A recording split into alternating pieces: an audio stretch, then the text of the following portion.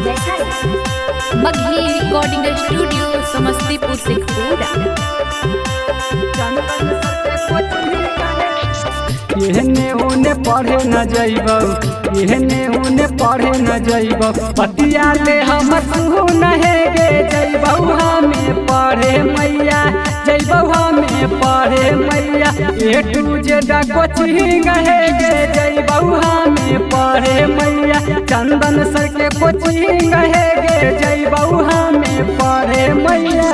रोज दिन के अलग अलग, रोज दिन के अलग अलग, रोज दिन के रूटीन है गे जइबौ हमें पढ़े मैया, जइबौ हमें पढ़े मैया।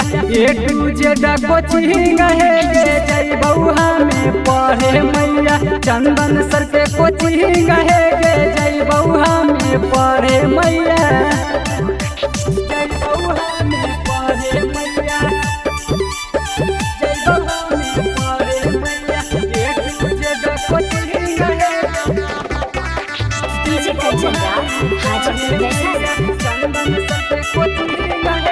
मारो हखिन कहम पढ़ाबो हखिन बेस्ट गे, अहा पता में तीन बेरी लेबो हखिन टेस्ट गे, लेबो हखिन टेस्ट गे।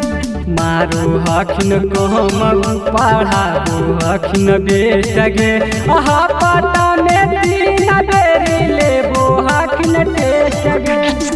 जाएले न छोड़बौ हमें, जाएले न छोड़बौ हमें, जइबौ रोजा दिन हे गे जइबौ हमें पढ़े मैया, जइबौ हमें पढ़े मैया।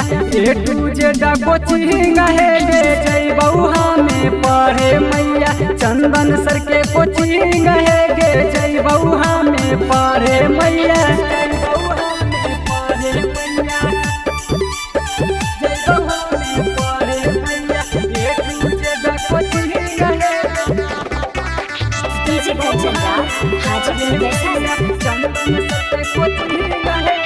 ए टू जेड के शेखपुरा में नाम है सुपर गे, चंदन सर केतना के बना देलखिन टोपर गे, सुन गे।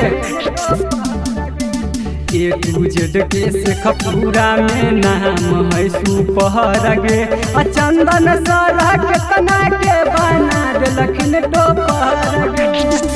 ऊ त मतनिया दिल के, ऊ त मतनिया दिल के, बतिया पर कर यकीन है गे जइबौ हमें पढ़े मैया, जइबौ हमें पढ़े मैया। ए टू जेड कोचिंग है गे जइबौ हमें पढ़े मैया, चंदन सर के कोचिंग है गे जइबौ हमें पढ़े मैया।